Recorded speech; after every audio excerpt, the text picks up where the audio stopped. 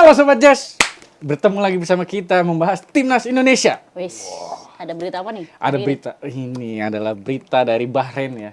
Bahrain lagi? Iya, di mana dilansir Timnas Stream, Ar-Rashid Al-Azoubi kepada AFP, dia mengatakan kami siap dicoret dari kualifikasi Piala Dunia 2026 zona Asia karena prioritas kami adalah menjaga keselamatan seluruh pemain. Oh, dasar Pengennya WO aja dia. merasa terzolimin ceritanya. Playing victim biasa. Padahal jelas-jelas pertandingan yang kemarin Bahrain Indonesia itu ada indikasi nih. Indikasinya Tidak terlihat bersih. jelas, terpampang nyata. Pertandingan tidak bersih itu.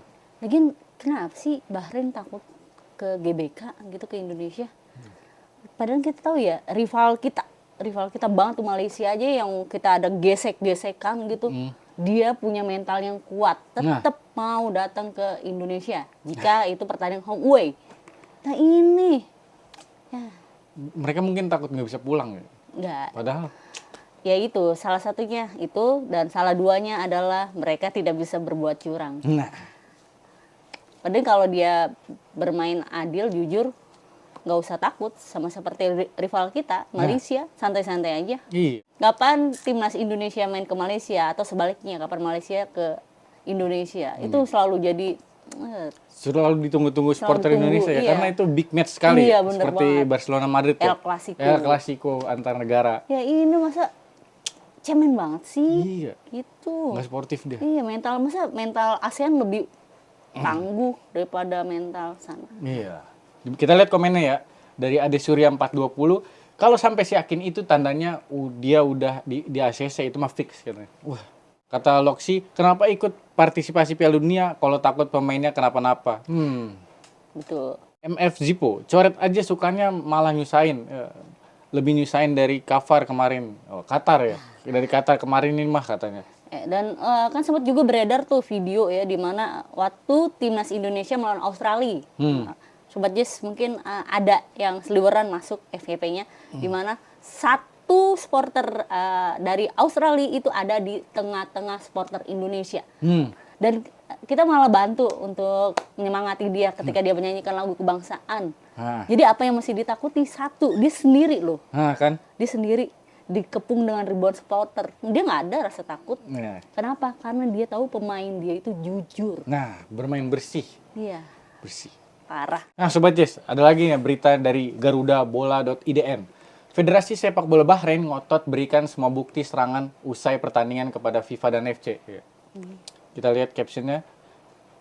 Harapannya dengan memberikan bukti-bukti ini kepada FIFA dan FC, permintaan mereka untuk memainkan laga Timnas Indonesia versus Bahrain di tempat netral bisa terrealisasi pada 25 Maret 2025 mendatang. FH Bahrain dalam proses mengirimkan surat resmi ke AFC dan FIFA untuk mengklarifikasi semua keadaan yang terjadi. Kami akan melaporkan apa yang kami alami setelah pertandingan disertai dengan bukti-bukti. Dia mau ngirim bukti di mana kita pernah setelah pertandingan tuh supporternya pada ke lapangan ya, gitu. Jadi itu dia, itulah mencari alasan-alasan. Ya ampun. Padahal ya kita tahu supporter kita, masyarakat Indonesia semuanya tuh ramah kepada semua orang. Jadi apanya mesti ditakutin lagi? Padahal dari kalau pertandingan timnas tidak ada insiden apa-apa, tidak pernah kayaknya. Dan Untuk dari lapangan. PSSI sendiri kan dengan Exco-nya juga sudah bilang kan kalau dia akan menjaga keamanan. Jadi semuanya akan dijamin gitu. Betul. Dan kita sebagai supporter juga mungkin ini nggak cuma untuk Bahrain ya, tapi terkhusus untuk Bahrain sih. Tapi untuk tamu-tamu yang lain, lawan-lawan yang lain juga berlaku. Dimana ketika kita jadi tuan rumah, ini kan timnas Indonesia lagi dapat serangannya dari dalam dan dari luar ya. Jadi mungkin yang dari dalam ini nih lagi panas nih Indonesia sama Bahrain. Jadi dia mengambil kesempatan untuk menyerang. Nah, contohnya nanti ini amit-amit sih jangan sampai terjadi. Seperti ketika kita ada nanti kita ada di GBK tanggal 25 Maret nanti misalnya. Terus tiba-tiba ada satu orang atau sekelompok orang mencoba memprovokasi. Nah, mungkin yang ditakuti dari Bahrain itu ya seperti ada provokasi dari Nah, makanya dari itu kita supporter yang benar-benar mencintai Garuda, mencintai PSSI harus menjaga semua itu. Jadi kalau kita udah melihat nih ada gerombolan orang yang udah kita curigai, langsung sebagai provokator, ya, langsung kita ke ini aja, bagian keamanan. Suruh pelan-pelan aja, kita bisik-bisik aja, nggak usah sampai kita gembor-gembor, kan jadinya nanti ada gesekan. Ada gesekan. Jadi kita bilang pelan-pelan, ini ada nih indikasi. Ada indikasi untuk ada membuat provokator. kericuhan. Iya, jadi suruh biar tim keamanan yang langsung membawa keluar gitu. Ya. Pokoknya intinya ketika nanti kita jadi tuan rumah, kita harus jaga diri dan jaga teman-teman kita. Betul sekali.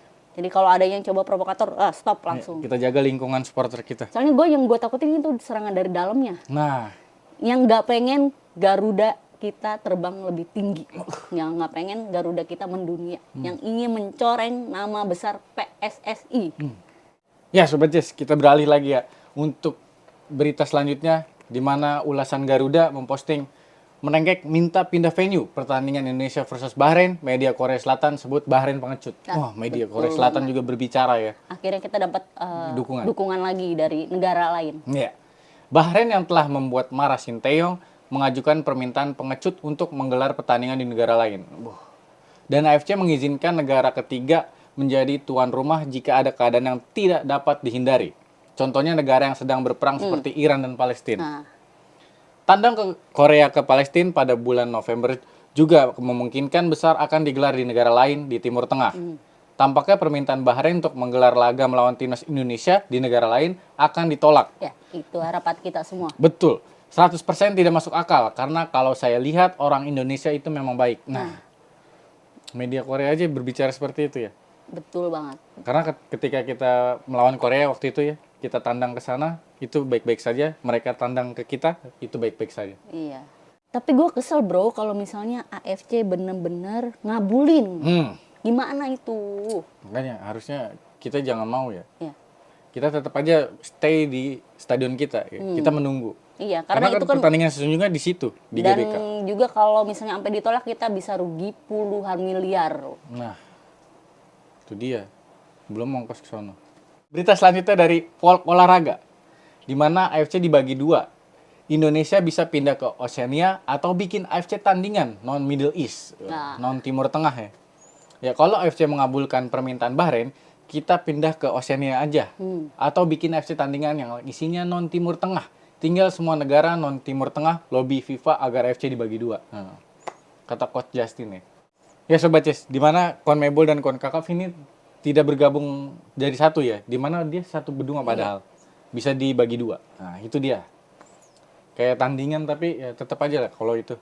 Ya Sobat Cis, di mana dilansir dari Volk Olahraga ini, di tengah drama yang dilakukan Bahlul Bahrain Tulul, ada beberapa opsi yang bisa diambil Indonesia jika negara Timur Tengah selalu dimanjakan AFC. Ya. Seperti yang dikatakan oleh Coach Justin, Indonesia memiliki dua pilihan jika permintaan Bahrain dikabulkan oleh AFC. Yaitu Indonesia bisa pindah region ke OFC atau Oceania, dan pilihan kedua adalah timnas Indonesia bisa membuat AFC tandingan, di mana tanpa ada negara Middle East. Tentu semua pilihan ada risiko. Jika Indonesia pindah ke Oceania, otomatis Indonesia akan bersaing bersama negara-negara yang ada di kawasan Oceania seperti New Zealand, Fiji, Vanuatu, Papua New Guinea, dan lain-lain.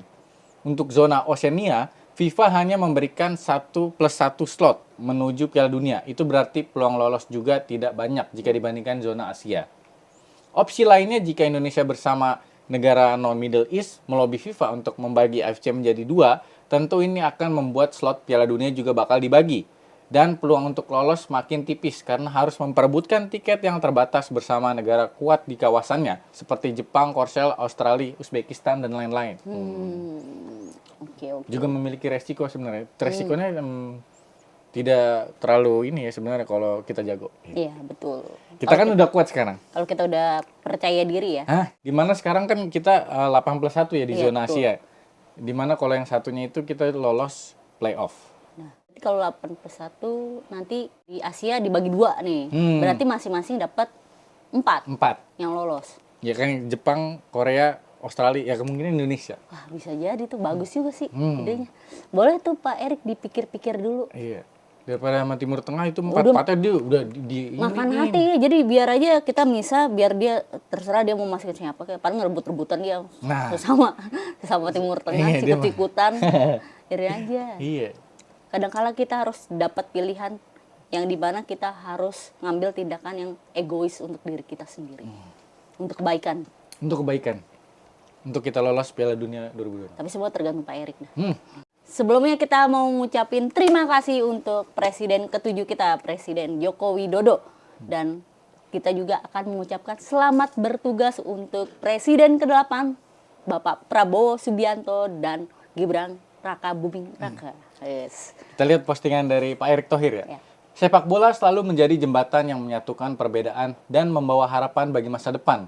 Di tangan Bapak Presiden Joko Widodo dan Bapak Prabowo, harapan emas ini siap membawa Indonesia menuju prestasi yang lebih tinggi.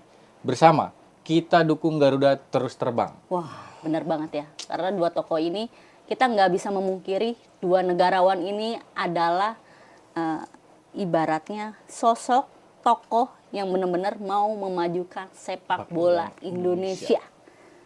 Tapi harusnya bersatu nih. Yang posting Pak Erick Thohirnya. Ya, karena kalau tanpa Pak Erick mungkin kita juga masih agak berantakan di dapur PSSI. Tapi karena Pak Erick semuanya bisa teratasi. Jadi yang nakal-nakal udah pada disentil-sentilin sama Pak Erick. Mantap. Grafik peningkatan performa Lu Indonesia jauh tuh banget. Jika ada dinasti untuk PSSI, gue dukung banget dinasti Pak Erick Thohir. Yes, mantap. Oke Sobat Jazz, itu berita kita kali ini. Jangan lupa tinggalkan komentar kalian, pendapat-pendapat kalian.